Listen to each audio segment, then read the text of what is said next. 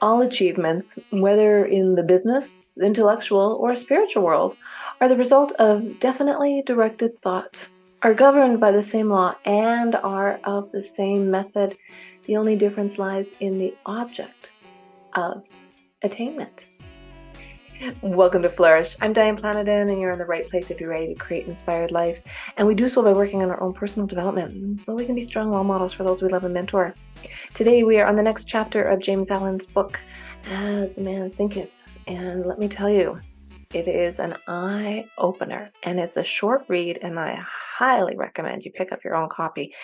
Put it by your bedside, just when you're feeling, man, what's going on in my mind, what's going on in their mind.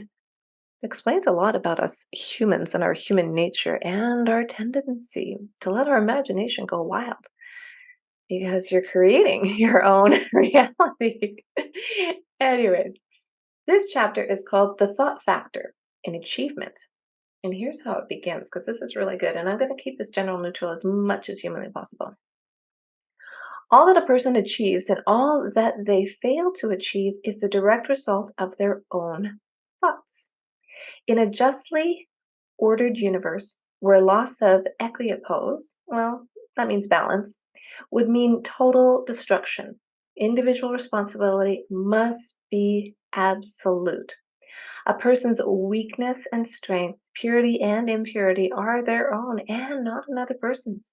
They are brought about by themselves and not by another, and they can only be altered by themselves, never by another.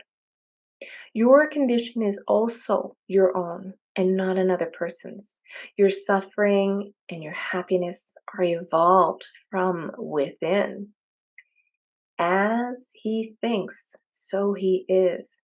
As he continues to think, so he remains. So as a person thinks, so they are. And as they continue to think, so you remain. That is absolutely eye-opening.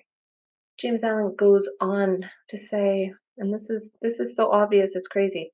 A strong person cannot help a weaker person unless that weaker person is willing to be helped. And even then, the weak person must become strong of themselves. They must, by their own efforts, develop the strength which they admire in another. None but themselves can alter their condition. He goes on to say, a person who has conquered weakness and has put away all selfish thoughts belong neither to the oppressor nor oppressed. They are free. A person can only rise, conquer, and achieve by lifting up their thoughts. A person can only remain weak and abject and miserable by refusing to lift up their thoughts. You have to lift up your thoughts. You have to get past that survival mode, right? You have to think clearly. Thinking really makes a difference. He goes on to say, not having commenced to control your thoughts, you are not in a position to control affairs and to adopt serious responsibilities. You are not fit to act independently and stand alone. You are limited only by the thoughts which you choose. What are you choosing to think about, right? And this is where it gets interesting. There can be no progress, no achievement without sacrifice. And a person's worldly success will be in the measure that they sacrifice their confused animal thoughts and fixes their mind on the development of their plans and the strengthening of their resolution and self-reliance. And the higher you lift your thoughts, the more upright and righteous you become, the greater will be the success, the more blessed and enduring will be your achievement. And he says, all the great teachers of all ages have declared this in varying forms, and to prove and know it to a person has but to persist in making themselves more and more virtuous by lifting up their thoughts. And I don't know what you think about when you're trying to tackle a demon, when you're struggling to not eat that donut that somebody just brought into the office. That's where you have to have a little chit chat with yourself and remind yourself You have a choice. And when you have a choice, that means those decisions are going to start compounding. If you don't eat, in this example, that donut in front of you, tomorrow, when another donut arrives, you'll be like, hey, I didn't eat a donut yesterday. I don't need that donut today. Little wins daily, then weekly, then monthly. And next thing you know, you have not eaten 365 donuts, and it's made a difference.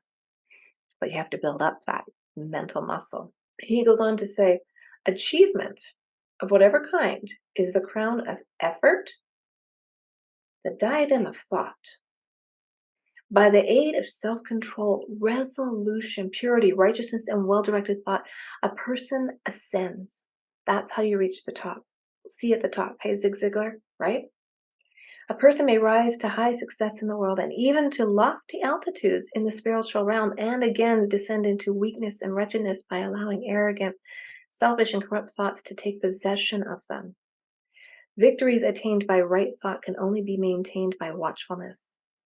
Many give way when success is assured and rapidly fall back into failure. It's a daily habit. All achievements, whether in the business, intellectual, or spiritual world, are the result of definitely directed thought, are governed by the same law, and are of the same method. The only difference lies in the object of attainment.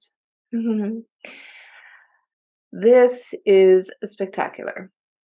You know this, but I need to hear it myself.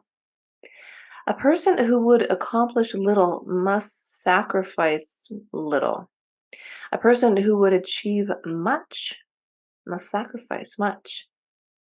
And a person who would attain highly must sacrifice greatly. Yes, with high attainment, there are sacrifices that need to be made. But you can do it, and it'll make a difference in your life, and it will make a difference in your family's life. And that's where you want to get some balance going on. That's where you really need to decide how much is enough and how much is too little. It's the Goldilocks effect. And I would love it if you could help out the show and hit that subscribe button. It helps other people find it. And if you like the show, share it with somebody you know. I'll see you next week.